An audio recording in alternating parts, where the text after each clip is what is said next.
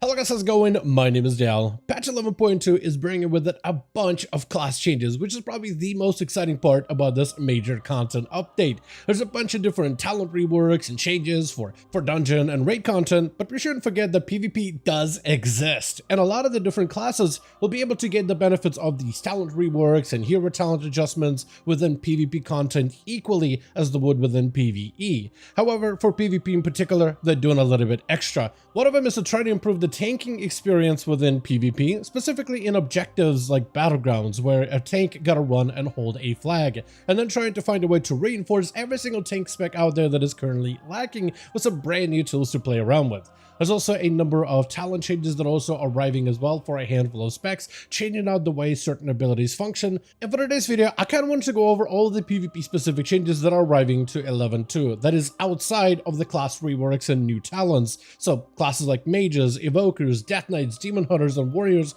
will be on this list. There's just going to be a full list of all the class changes that you can expect for PvP specifically. As always, if you guys want to see more regular class updates in preparation for 11.2, then be sure to follow the channel and subscribe, because we'll definitely be doing more guides as the Season 3 finally launches. But otherwise, let's dive right in. So a good portion of 11.2 updates when it comes to PvP is actually looking to find a way to rebalance and rescale tank specs in particular for PvP combat, which in the past have been very difficult for Blizzard to tune. In most cases, they don't really spend a lot of time on them, but it looks like they're actually taking some time to reconsider tanks, especially for Battlegrounds, especially for objective-based maps, especially the maps where you will hold on to either an orb in Kotmogu or potentially a flag in Warsong Gulch to try to make tanks a little bit more better for that type of environment and that type of content specifically. So they're making some adjustments to improve tank PvP experience. Their goal is to essentially change the way that the flag debuff in particular works now, so that the experience is less one-shotty, less just damage out of nowhere, but where the damage to flag carriers needs to still be something that sticks to them either way. So you need to be able to make incremental progress and eventually take down a flag carrier without necessarily waiting until their debuff is at the highest and just banging them out with a single global. So they're adjusting it the way that players, both defensive and attackers of the flag carrier, are going to play out. So both Focus Assault and Brutal Assault, which are the debuffs that you would have while holding an objective, will now increase your damage taken by 8% per stack instead of 10%. So there is still going to be a damage increase, how much damage you're going to take the longer you hold the objective, but it's not going to be nearly like just as insanely scaled. It would also decrease your healing from 5% per stack to 8%. So it'll make it harder to maintain healing on that target as they take additional damage. So for tanks, if anything, that does also mean that some of their survivability and defenses will come into play, but also their self-healing tools will still be playable, but will be more mitigated either way. Also, the debuff of Brutal Assault movement speed penalty is now being reduced to 30%. So you're not going to have nearly as heavy a movement penalty. I think specifically for some of the less mobile tanks, like if you're a Avenged Demon Hunter, you probably can get through the map very quickly and very rapidly. But like Blood Death Knights, for example, are kind of stuck with it. And then from there on, there's also a bunch of other different PvP talents for tanks in particular to adjust their experience. Also, all of Ghosts of Koresh Season 3 class tier sub bonuses are being reduced to 33% effectiveness in PvP combat, which isn't unusual. In the past though, they did reduce some of those hero set bonuses by 50% in most cases, slashing their value in half. This time it looks like they're going for a 33% reduction, as a lot of these hero set bonuses are actually going to be linked and further empower the hero talents. So those are directly linked with the class balance, so those hero sets are still going to be impactful for your hero talents, which are part of the progression in Season 3. But they're not going to be nearly as heavy, so the tier sets should still bring some form of a value. From there, we got the class of Death Knight, and for the most part, Frost and Unholy are receiving a wide number of class adjustments when it comes to their talent trees. The Frost and Unholy talent trees saw a number of good changes, a number of adjustments, so for them, that's where majority of their benefits are going to come from. The spec of Blood Death Knight, however, for PvP didn't get a lot of changes within its talent tree, but they did get at least a couple adjustments with the PvP talents, one of them being Price of Progress, a brand new talent that replaces Death's Advance, where now you will actually get a buff that you can just flip on like a switch, and while it is active, the Death Knight will now lose 1% of their health every 1 second. But you now can no longer be slowed below 90% of movement speed and are immune to forced movement effects and knockbacks. This allows Blood Death Knights to be able to valiantly hold their ground while carrying objectives, so while other tanks can potentially be knocked around or slowed, Blood Death Knights can move quickly, but at least they can be slowed past a certain point, so they'll be able to make quite a decent bit of progress carrying objective from one area to another. And this constant health drain plays around with their overall playstyle of being able to sacrifice their health thematically, but also it allows them to be able to play around self-healing benefits to be able to counteract the damage that the Price of Progress keeps doing. Price of Progress also keeps stacking towards coagulated blood, which is going to determine for your death strikes to be more effective in general. So it is overall going to increase your passive healing as you're constantly taking damage. This is a very, very interesting buff that plays around with the lack of mobility the Death Knights play into, and maybe will give Blood Death Knights some opportunity for some flag carry objectives. Another thing about Blood Death Knights is their ability to grip a target multiple times in a row with a 15-second recharge on Death Grip is notable for PvP. Like, very, very, very notable. And some players really find an issue with it because they find it kind of annoying, as Blood Death Knights can just basically harass a caster, harass anybody with those grips over and over and over. They have longer CD on grips for Frost and Unholy, where that doesn't really become too much of an issue, but Blood can just continuously grip somebody around the pillar and really limit their movement speed. So because of this, to make sure Blood Death Knights don't become too overwhelming in PvP, there's actually not going to be a DR on Death Grip. If a player gets Death Grip by Blood Death Knight 3 times within 30 seconds, that player will then become immune to Death Grips for 30 seconds. So if there's the Death Knight constantly gripping you over and over, if you get gripped 3 times within a 30-second window, you will eventually go immune and their grips won't do anything for you for 30 seconds. So it'll hopefully alleviate some of the issues of potentially seeing more Blood Death Knights that we could see in the next season.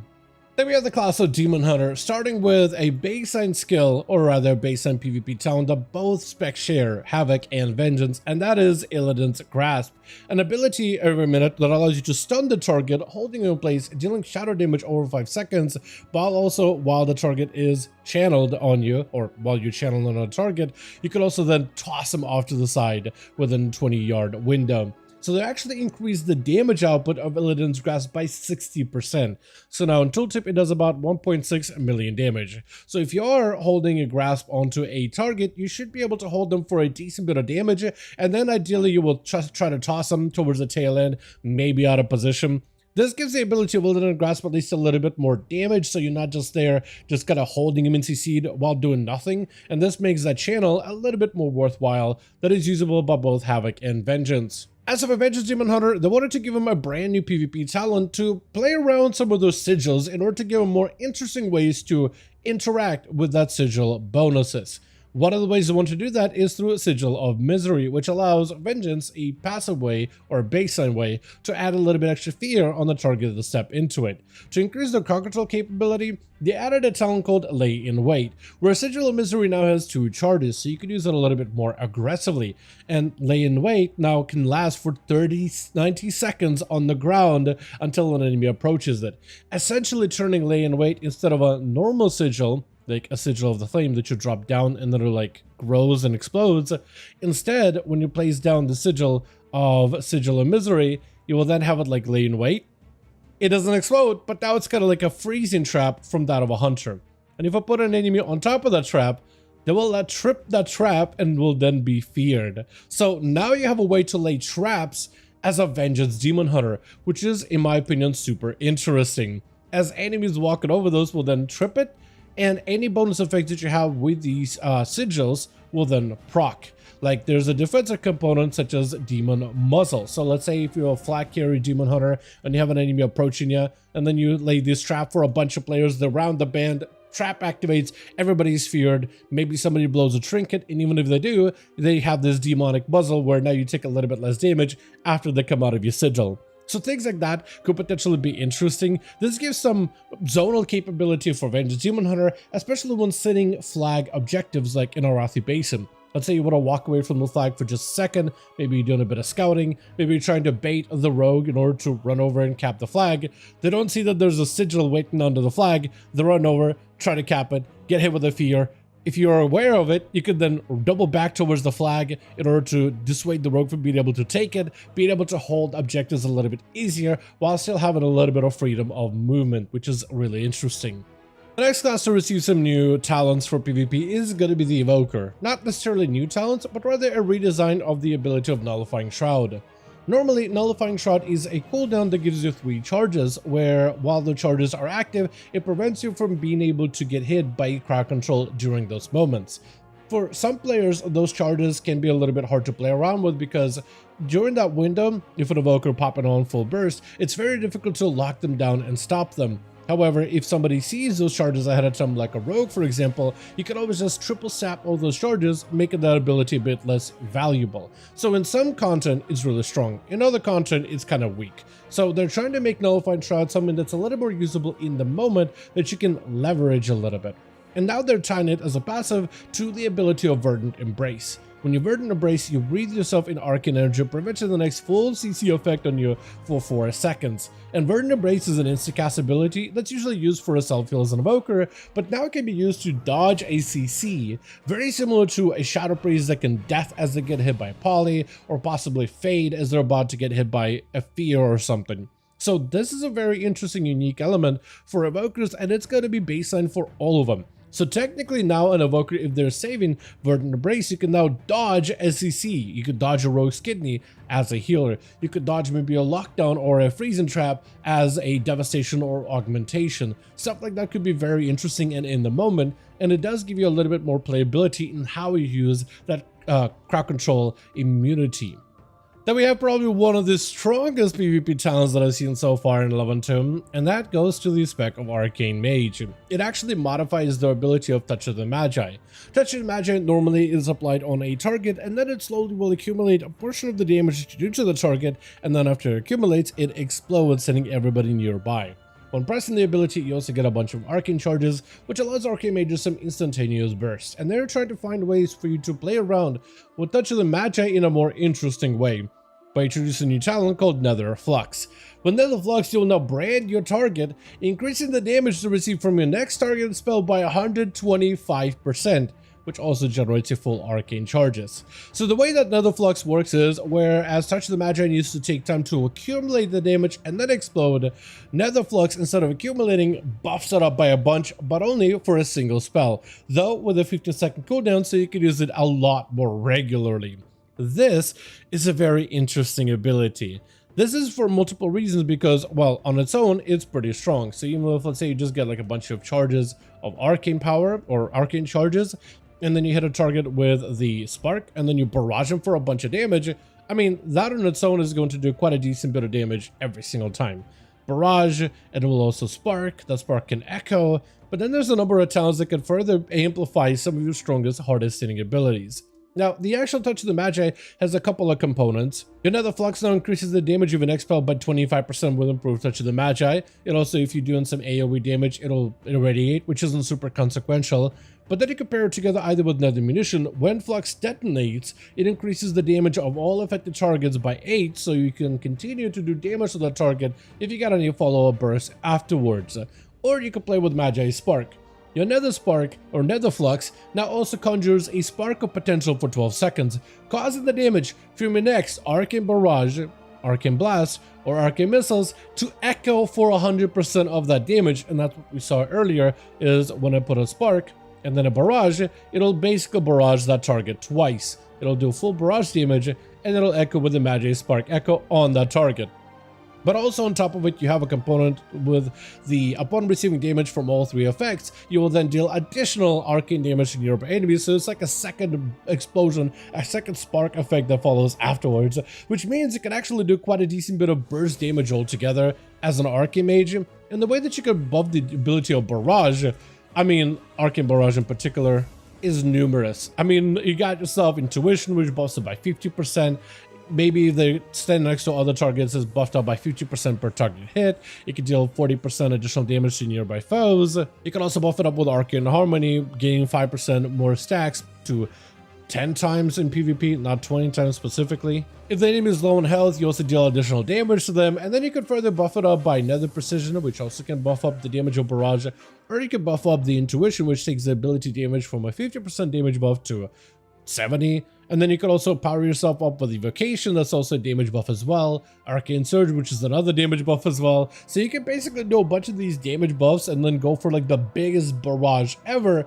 together with the new version of Nether Flux, which will copy the ability's damage afterwards and will have yet another second explosion if you follow up with a missile and maybe with an instant cast Arcane Blast, which could also do damage on its own. Put together, you can basically weave a very strong burst combo every 15 seconds on your mage, which is kind of wild. It's just one of those little things that kind of by itself isn't that strong or decent enough, but it could potentially echo, literally in the most possible way, it could potentially echo into a much more serious burst window as an arcane mage, especially with some of the tier sets we're getting at 11.2. So for arcane mages, this seems like a fairly sizable burst window upgrade that's also a lot easier to use than the current version of Touch of the Magi. However, while mages are getting buffed with a fairly consequential PvP talent, which we'll see if this thing gets nerfed. I'm hoping they don't nerf it initially, as it seems like a lot of fun. They are nerfing the mobility of the talent of Slipstream, however. Slipstream will now reduce your movement speed by 10% within PvP content, as mages, especially arcane, are fairly mobile. Being able to channel abilities like evocation or missiles while on the move can be advantageous and makes it a little bit harder for you to catch them. So they are trying to make it a little bit easier for mobility challenge classes to have an easier time chasing after arcane mages, as Slipstream will come with a slight movement speed reduction. Then we got the class of Paladin, and we got one talent that has been removed out of the spec of Holy, and that is Hallowed Ground, which normally is a consecration that also clears all snare effects on allies while they're within the zone. So that has been removed for Holy to, I assume, just to reduce some of the utility within group content, or also in a way it does increase the viability of Hallowed Ground for specs like Protection, which now become one of the few specs that has access to this PvP talent to make tanks a little bit better. To further amplify the effectiveness of Protection within PvP content, they also did buff up slightly the talent of Bear the Burden, which is a passive where Word of Glory's mana cost is reduced by 100%, and now reduces the cooldown of Blessing of Freedom by 4 seconds when cast, if it's healing. But its healing, however, is reduced by 50% when cast on allies. So they're actually increasing the cooldown reduction of Blessing of Freedom from 2 seconds to 4 seconds, I believe, to try to give Protection Paladins a little bit more value within group PvP. And looks like for the most part it's going to be a mix between Hallowed Ground and Bear the Burden for more often uses of Blessing of Freedom. So where, let's say, Death Knights, for example, can suppress movement speed effects, Protection Paladins will be able to share with their allies' ability to suppress slows and potentially even give allies movement speed, to be a little bit more of this utilitarian tank spec in the process. From there we have the spec of Demonology, where they're not necessarily gaining a new PvP talent, they're actually transferring one of the PvP talents into the class tree instead. So for any of you that PvP as Zemo, that technically opens up a slot for a PvP talent slot. That talent is being the one that everybody uses, which is Master Summoner, and they've improved it a little bit further. So this talent, essentially its original effect that reduces your cast time of called Dreadstalker, Summon Vilefin, and Summon Tyrant still is retained, but now this talent further increases your mastery by 4%. And it sits right under the Tyrant, so it makes it very easy to pick up within your talent tree. This does mean that you're now opening up what was pretty much a mandatory PvP talent slot, though they didn't necessarily add you a new PvP talent to replace it with. But it still does give you access to more utilitarian things like Gateway Mastery, Netherward, potentially Shadow Rift to toss enemies out towards your rift, things like Bonds of Fel, Impish, Soul Rib, Bloodstones, which doesn't really get a lot of use. Things like Impish, Soul Rib, Bloodstones all technically replaced in those talent slots, which at least will give you a little bit more utility, but not like more options or unique options for you to integrate into your PvP build. And the last class on the list is going to be the Warrior, where there is a slight adjustment that all 3 specs will be able to utilize, and that is a Dragon Charge. Dragon Charge sees some limited play here and there, but they're trying to make it a little bit better, and they're actually increasing the duration of this effect to 2.5 seconds, even though it doesn't really say it in tooltip, where the original duration of the charge was 1.6 seconds. Dragon Charge replaces heroic leap, so instead of leaping to a location, you will now then charge across towards a location, knocking enemies out of your path, but also dealing physical damage to those targets. And they're trying to, I think, create a little bit better movement speed out of this ability, allowing you to really cover a wide range of distances while knocking everybody out of the way. So technically in some content like BG Blitz in particular, like let's say you gotta pick up a flag and run across the BG as quick as possible, this will give you a slightly more longer duration of a window, which should increase your movement speed and you being able to get from A to B just a little bit quicker. However, outside of this, it's mostly protection warrior buffs in order to make him a little bit more relevant for PvP content.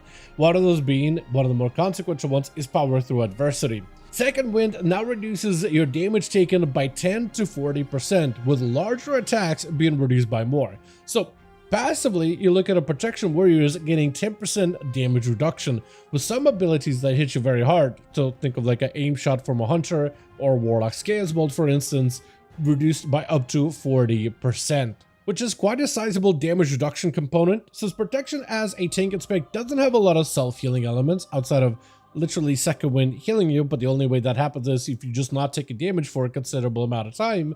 You are more of this bolstered defensive tank that's meant to reduce damage taken, while every other tank in the game gets quite a decent bit of overall healing. So this helps him further empower the damage reduction aspect, but also it comes with a nice bonus. While Shield Wall or Last Stand are active, all healing reductions do not apply to you. So there could be a moment where you can break past any kind of healing reduction components, you can be healed as a prot warrior. It is limited, however, because now it's tied to a 2-minute cooldown, potentially 2 minutes unless you get longer duration, or a 3-minute cooldown, so which you'll need to cycle through in order to kind of regain your balance for a little bit so you can stay in the fight a little bit longer, which makes it an interesting use for your cooldowns in general. And also I think it'll potentially make him very interesting as a flag carrier for certain BGs where objective carrying is necessary. However, with what I find to be a buff talent, there was also a slight nerf to the talent of Thunderstruck.